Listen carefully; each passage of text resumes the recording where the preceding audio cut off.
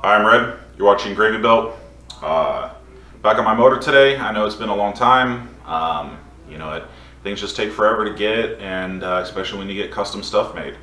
So what happened was, I had the piston failure because of the fuel sloshing in my fuel tank, and piston just got a little too hot. So my mistake. Being a little bit careless, and so now we have the surge tank. I'll show you guys in a minute. But I got the block over to the machine shop, and they said that there was just a little bit too much wear on the cylinder, especially cylinder 1, in order to put the same size pistons back in, which was 87.5 millimeter. So I went up to 88. So the block was bored, cleaned everything, and then I had to order a custom set of pistons because in 88 millimeter they didn't have the compression ratio I wanted. So these are slight dish, not quite flat top like the old ones. I didn't want to go too high in compression, so I had to wait about 3 months for these. So I got these back, got the small end of the rods rebushed, and gonna put this thing together. But one cool thing that I got for the block that we're gonna be working on today is, with the old setup that I had some L19 head studs. They're much stronger than a regular ARP head stud, but I just didn't really like the deal with the hydrogen embrittlement. So basically what happens is if you touch them and get them with the grease from your fingers, even water, they can get micro cracks inside. So I just wasn't really happy with that. I was thinking maybe going with the stronger material, the 625 plus from 4-piston, but those are like $500 just for the head studs. So I wasn't really happy with that. I do deal with Inline Pro, and I noticed that they had a larger head stud for the block. Instead of an 11 millimeter stud, it's a 12 millimeter. So I decided to go with those, and the material from the studs that people normally use is a much better material for longevity. Some of these really strong materials, the stronger you make the metal, it becomes a little more brittle. So if you can go with a bigger stud and then just run the standard strength, the 250,000 psi, whatever, it's going to last you a lot longer, and you can retorque them, and you're not going to have any issues. And also, too, when you go to a larger stud, you have larger threads. So it's going to be stronger, because eventually some guys, they torque the head so tightly it can actually pull the threads out. So I have a standard ARP. They kind of taper down a little bit, and then I have the Inline Pro. So you can see side by side, it's a much thicker stud. So even just looking at the threads, so it's the same thread pitch, 1.5 threads per millimeter, but it goes from 11 to 12. Obviously this is not going to thread into the block, so I got a tap from them. They have these custom taps made. They don't really sell them, but I was able to get one off of them. So it tapers from 11 to 12. So you start cutting with this, and then you follow up with a bottoming tap, and then you can run these studs. So I already did 9 holes. I'll show you guys the last one, and once we get that done, then I'm gonna have to clean everything really good because of metal shavings and whatnot, and then we can start putting the engine together what I normally do. So we're gonna get this going and get it handled. Okay, so this was the hole that I left. I did all the rest of them. It worked out pretty nice. So definitely got to use some cutting lube and start getting this. So basically what happens is, actually, I use taps like this all the time when I get customers that have spark plug holes that are stripped. They have taps like this where you can thread it out and then put a time cert. So, but we're not going to be using a time cert. So this hole starts on the M11. You can feel it go in, and then once it kind of gets to the 12, then you just got to start cutting it out. You can even hear it. Yeah. So we're gonna try to go until it's not feeling that great. Then we're gonna back it out, and we're gonna clean all the shavings out, and then go a little bit deeper, and then we'll hit it with the bottoming. Yeah, so Here, let's get this back out. You gotta be really careful, take your time. Make sure that you don't dick it up, because if you do that, then this block is gonna be ruined. Okay. And then, see? Yeah. Look at all that metal. So I'm gonna clean this off and then we're gonna keep cutting. Okay. Let's keep going.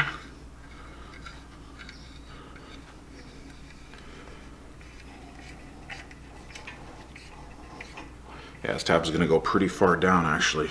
Oh, there we go. Now it's cutting. You wanna take your time, do this right, because you really only get one shot at it. I don't really like doing stuff like this. I get a little nervous.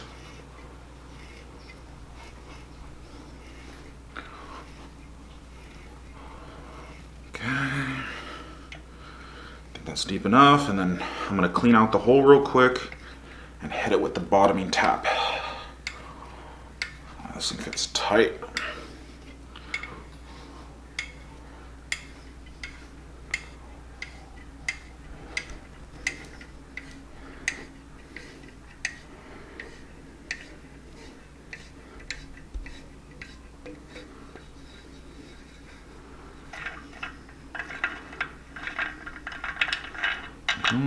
Yep, full. Got to get the regular, just bottoming tap.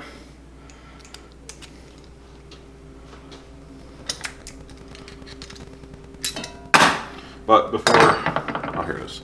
Before we do that, I'm gonna spray the hole out. I want to try to get as much of those metal shavings out as we can.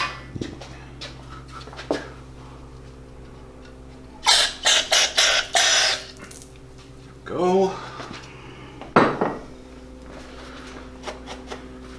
Yeah, once I'm done, I'm gonna hose it down, really clean it. But for now, we're just getting enough so we can work on it.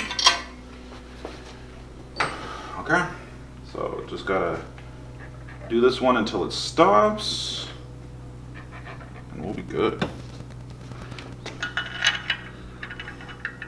Yeah, so this one is the same size all the way through.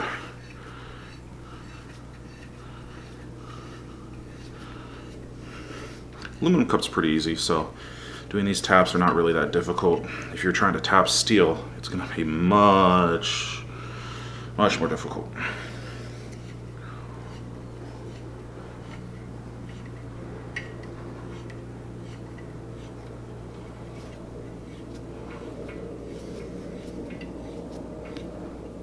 There we go.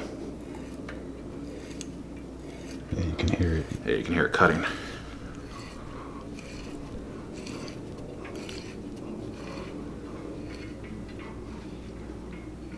It's getting there.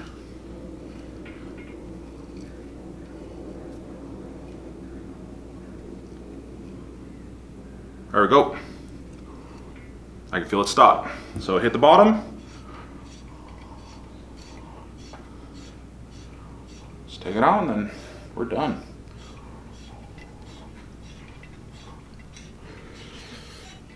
I'm gonna take the top out, clean it, and just run it down there one more time, just to make sure that everything is good, and that'll be it.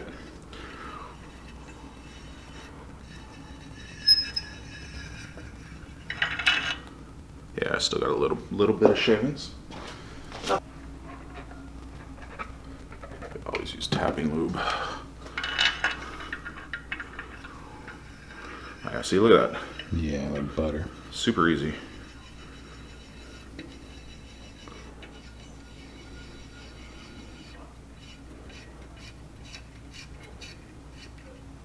There, see? Mm-hmm. Went all the way to the bottom and stopped.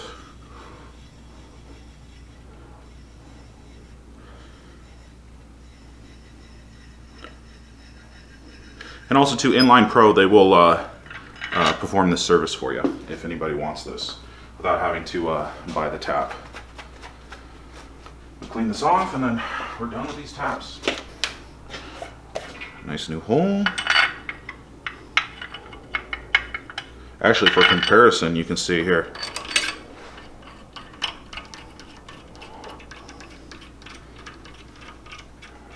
compare the thickness, how close that is, and then compare this one. Look at that. Big difference. Oh yeah. It actually still threads. It's the same thread pitch, but it's just wobbly. But yeah. So all set. Now gotta clean up this block. Always good to clean. And then yeah, you can see this new hole. Yeah, it threads right in. Perfect. Yeah. They're not always like super easy to thread, but I can still do it by hand. Yeah, see. Not all the way down, but yeah, nice beefy studs. But yeah, like I was saying, it's always a good idea to clean these blocks before you assemble them, because there's always like junk from machining and whatnot. So we're gonna hose this thing down and then start working on getting the piston ring gaps. Whenever. Gone.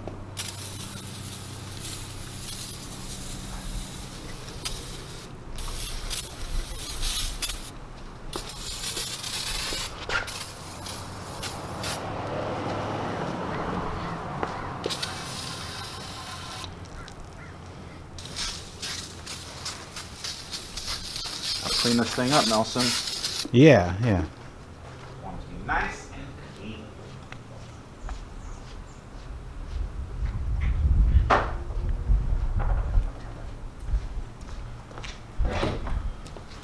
Watch out, I'm gonna spray that way.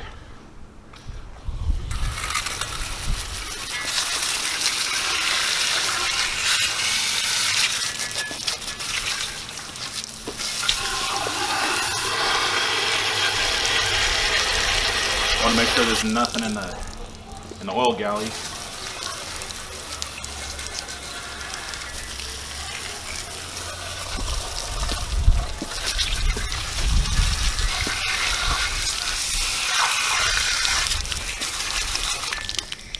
And a real important one, I want to make sure these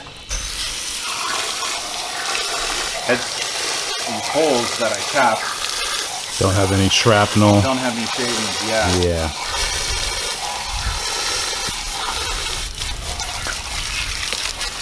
I mean, the block's already clean, but I want to remove any contaminants that might be on here. Mm-hmm. Any metal, any just anything, dude. Ooh, got me a little wet.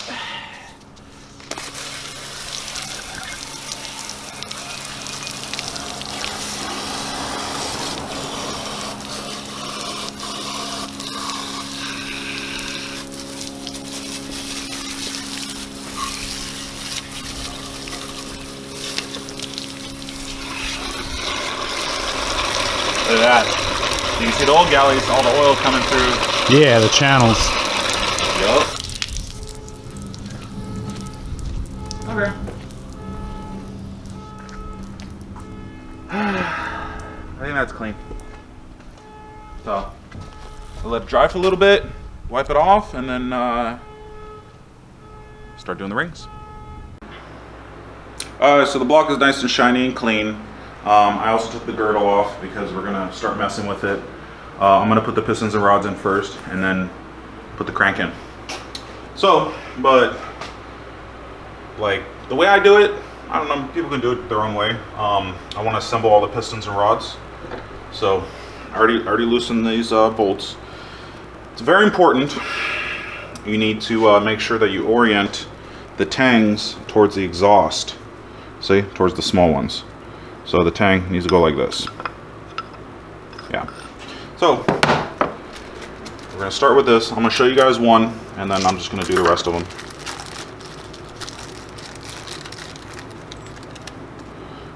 So gotta make sure that you put these clips in good. The first one is actually a little bit easier. Gotta make sure that it's in there. See? It's a little bit down, so I'm going to take the wrist pin. This is how I do it. You can do it different, and then there we go.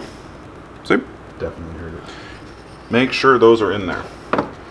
So I'm gonna lube this bad boy up with some nice assembly lube. Lube is your friend. Remember that. Always. So, like we said, we have to orient these. So, the smaller ones are going to be on the exhaust side. Just make sure you get the tangs. Put it in there. These are what's called a floating wrist pin, so they can just be pushed in very easily. Some pistons you have to, or rods, you have to actually heat them up. And then this one's a little bit more difficult. Usually I just center it on the little piece right there. Let me try to orient it so you can see it. And then, Yep. there we go. See? Just make sure the clip is in all the way. Both sides. There you go. And then just double check. Exhaust valves, tangs. Nice. That's it. One done. One done, and then I'm gonna do the other three.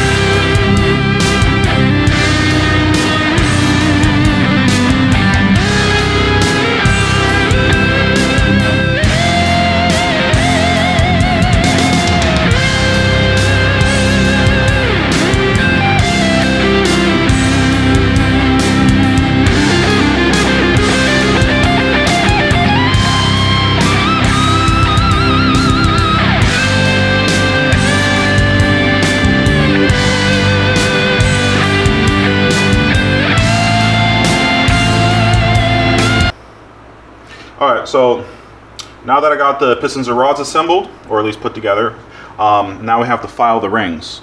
So what you need to do is put them in the cylinder and measure them and make sure that you have the proper gap. Pretty much you're always going to have to file them. So it comes with a little sheet. You just got to compare that to what your setup is, and you take the bore size multiplied by whatever that number is, and then it gives you the gap.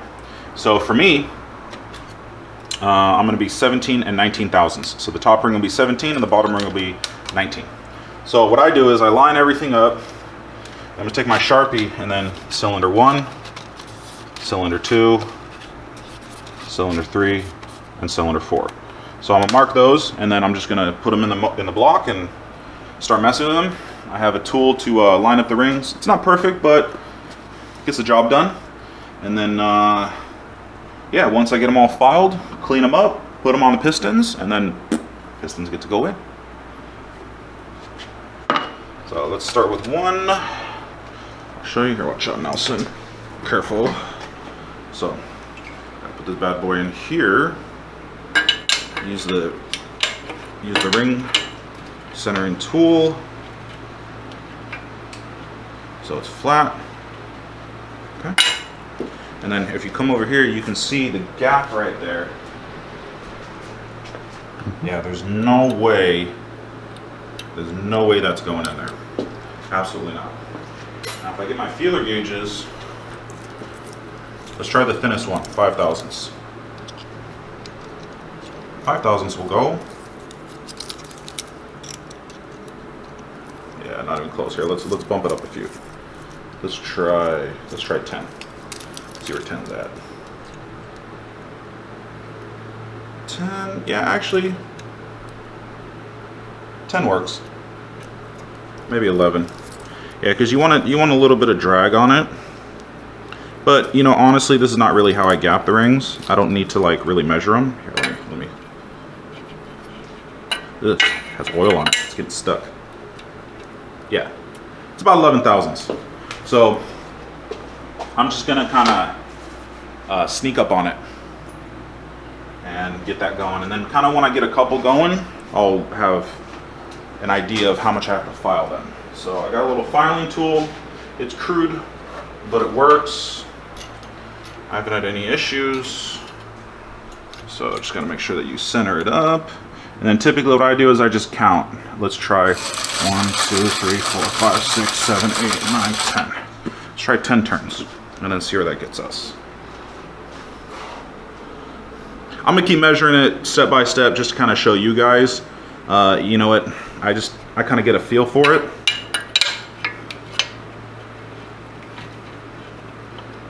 Yeah, I can already see it's opened up.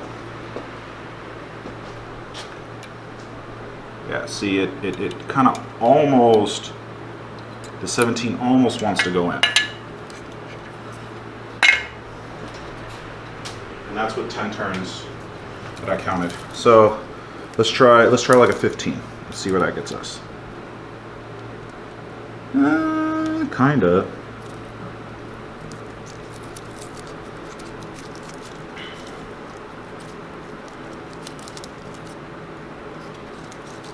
Let's try a 13.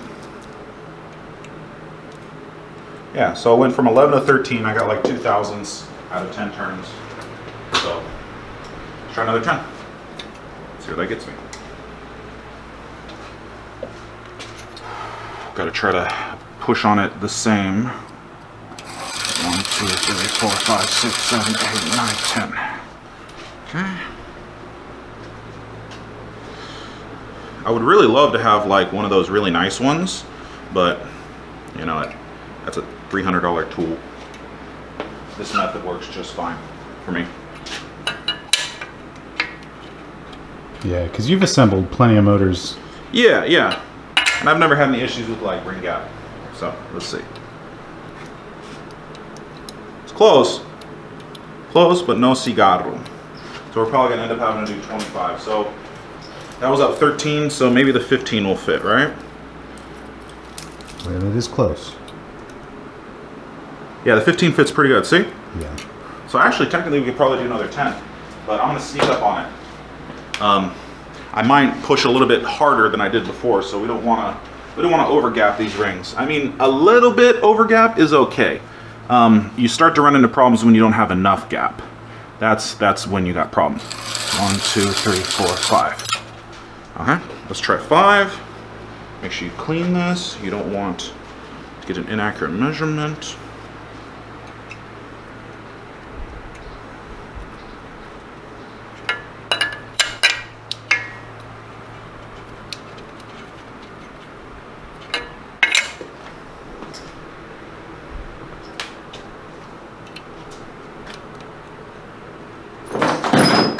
Oops. Yeah, see, it's still fitting real tight. Yeah, it's still centered. It's close. It's very close. So yeah, we're gonna sneak up on it a little bit. I'll do 4 this time. See where that gets us. 1, 2, 3, 4. And like I said, I mean, it depends on how hard you push. Sometimes if you don't push hard enough, or you push too hard, you might cut it too much or too little.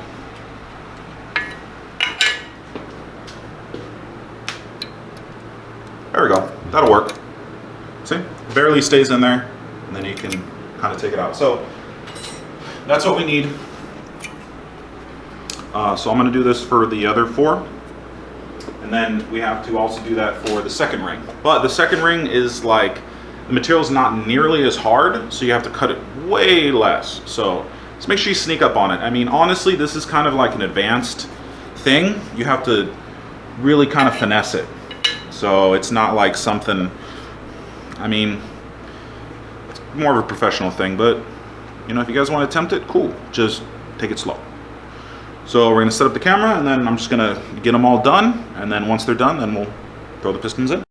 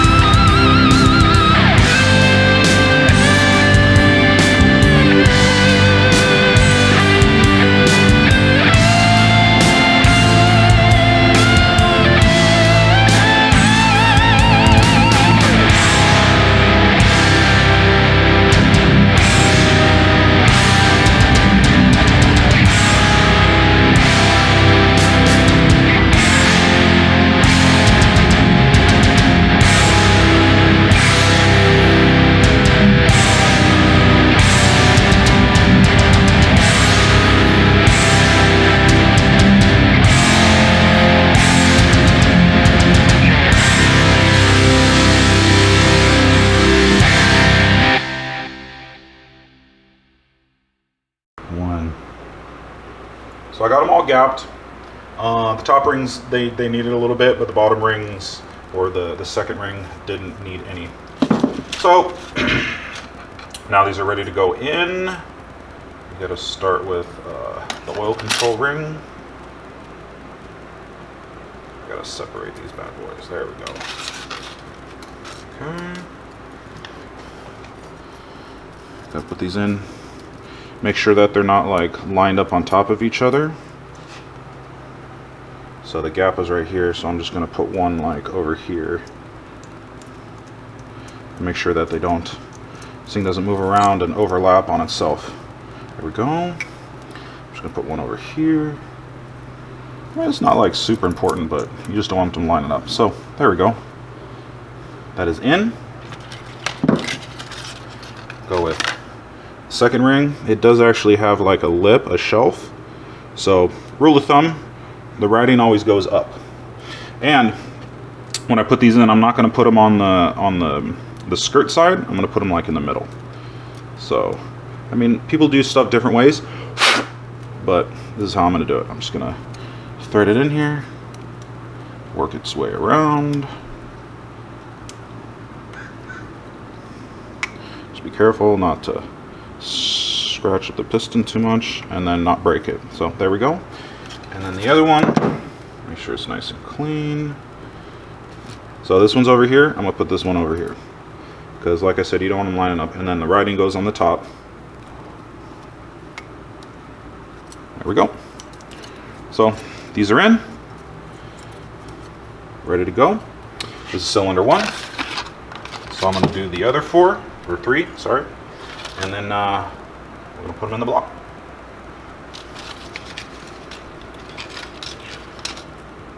I don't need to. Okay, so these are ready to go. In order to attach them to the crank, obviously you got to take the caps off, and then remember I showed you guys that I labeled where the rings go, so now I can just put these caps in the numbered pockets, and then they're ready to go. So I really like these ARP sleeves for piston ring compressor, and then I got the 88 because these are 88. Normally I do 87.5, so I already have one of the other ones, but today we're doing 88. So lube this bad boy up, and this lube is really sticky, so it does kind of help the rings kind of stay in place. Okay. There, let me put that there. Lube up the compressor a little bit. You want it to slide nice and easily. You don't want it to get stuck. The cylinder's already lubed, so okay, make sure that these are compressing. Put this one in here. Actually, when like manufacturers put engines together, they kind of do it the same way. And then remember what we talked about. There you go. Exhaust, tang. There you go. Drop this one down. Use my hammer. Not going to do it very hard, and just one swift movement. Easy. There you go. That bad boy's in there, ready to go. So I'm gonna do the other 3, and then we'll flip it over and start doing the bearings and throwing the crankshaft in there. And then we're gonna plastic gauge it just to make sure that our clearances are correct. Everything measured out good, but it doesn't hurt to double check.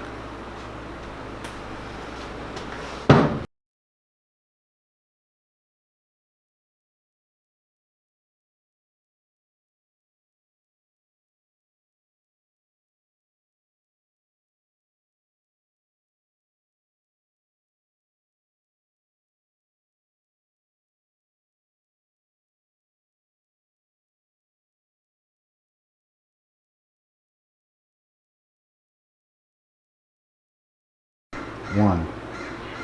Alright, so we got the pistons and rods in. Now we got to throw the bearings in and deal with the crankshaft and measure the clearance. And there's actually 2 different kind of mains. We have the flat one, which goes on the girdle, and then we have the one with the groove and a hole in it, and this goes on the block. Because this is the oil galley right here, and then it puts the oil through the bearing into the crankshaft. But it's kind of hard to mix them up because one has a tang on the side, one has in the middle. So you got to be kind of a dumbass to mess this up. So really just make sure that they're even, and then just put them in. Easy. So I'm going to do that for the other 4. And then that's pretty much it, dude. So super easy. These are ACL race bearings. I've had pretty good luck with these. So there we go. And then the rod bearings are the same for top and bottom. Here, let me open this bad boy up.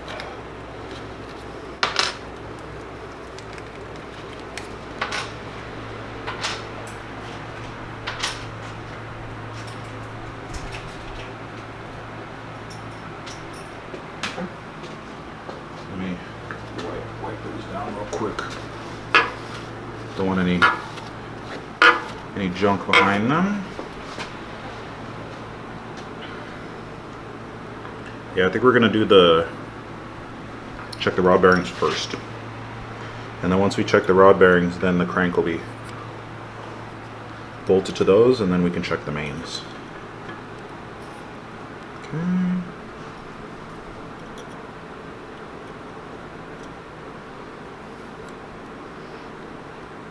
Easy. Okay. And then right here, nothing. There's the crankshaft. Already checked and balanced and polished. It's been sitting for a couple weeks, so just want to make sure that it's nice and clean. Yeah. And then also too, you can see my dowel pins for my clutch, so that flywheel ain't going nowhere. This thing is heavy. This is actually a TSX crank. I've heard that they're better, but I don't know. That's the one that I decided to use on my motor. Okay. So we're gonna throw this bad boy in. Everything is still dry. I'm not going to put any lube until after I double check the clearances. Okay. So gonna have to, yeah, I think this will work right here. Yeah, this rod is a little, there we go.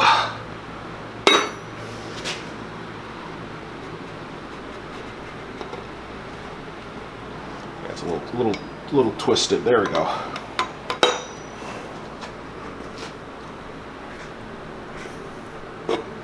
Yeah, you can see it's a little twisted. There we go. Almost. There we go. Okay. So those are on there. Real nice. So I'm gonna cut some pieces of the plastic gauge and put it on the flat portion. I'm gonna torque these down, and then we'll take them off and see where we're at.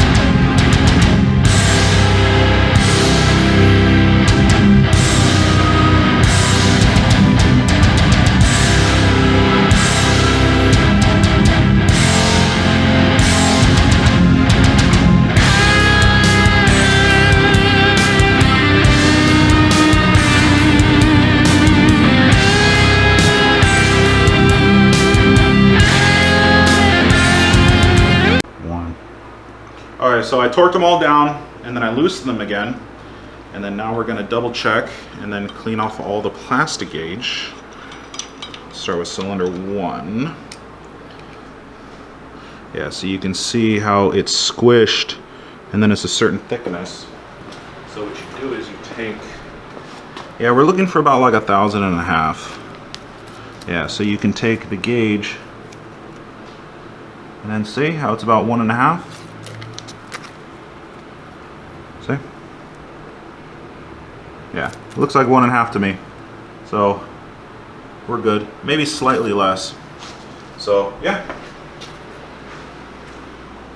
I'm gonna check the other ones, and then after I check, you know, we gotta clean off the plastic gauge, and then once I do that, lube them down and retorque them.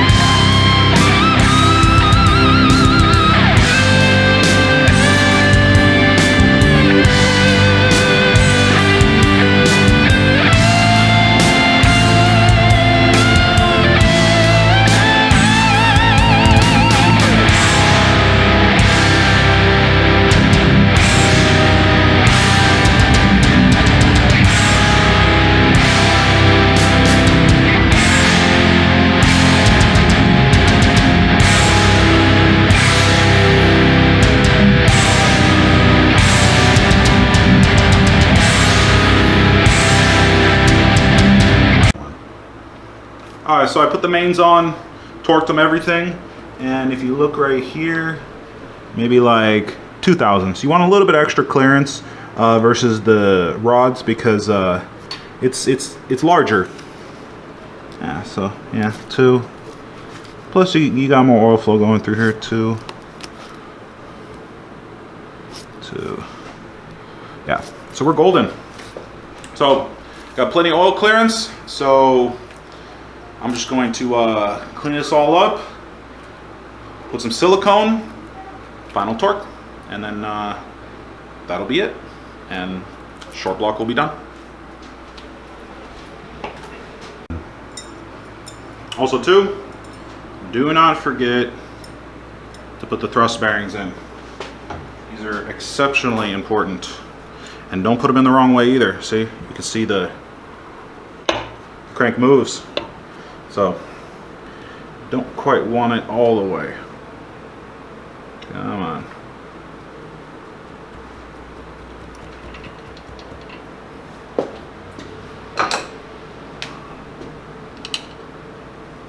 Here we go. Oh, and need to lube up the mains. Now that we did the plastic gauge. Yeah, we got it all. Okay. So now that the thrusts are all lubed up, so yeah, make sure the slit side goes towards the crank. Just throw those bad boys in the slot right here. See? And they just kind of fall right in. Then tap the crank. And then here we go, see? Flat side towards the block. And then just kind of fish those bad boys in there. Yeah, these are important because they control the walk of the crank, and the clutch pushes on them. So there you go. And then, while we're here, throw the rear main seal in because it's much easier to get it in when we're right here. So there we go. I'll put some silicone. And it's going together. Nice.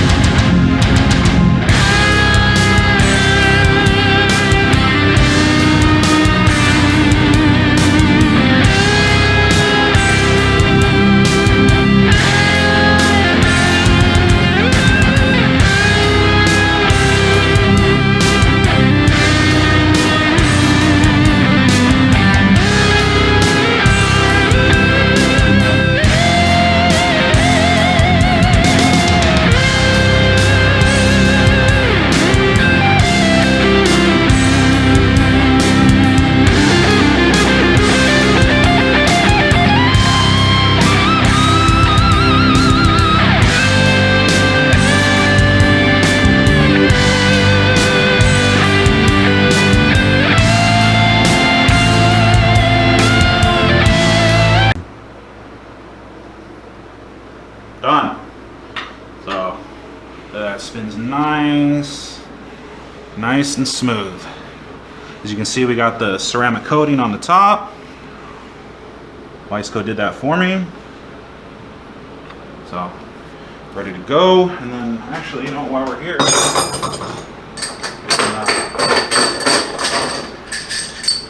we can throw these nice studs in so you guys can kind of see how they actually look installed in the block. I gotta look for my 4mm though. Oh, you know what? I think I know where it is. Give me a second.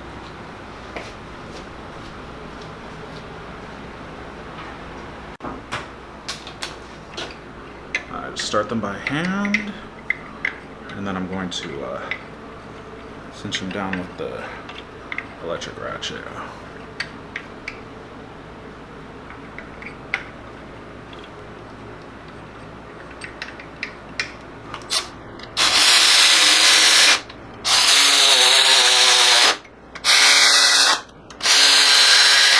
Oops.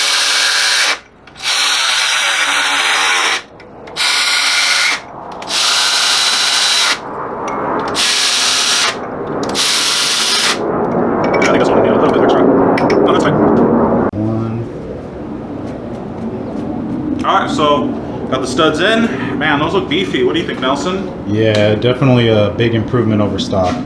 Yeah, it's gonna hold all that boost. So yeah, I think we'll be good with this. So, all right, so short block is done. Next time we're gonna work on the head and put everything else on. I'm also gonna show you guys how to check piston to valve clearance. I just want to double check, just make sure that everything's good. I think the valves look like they might have been touching the pistons with my old cams. I'm gonna run some different ones this time, and we're just gonna see how it goes. So like and subscribe, and I'll see you guys next time.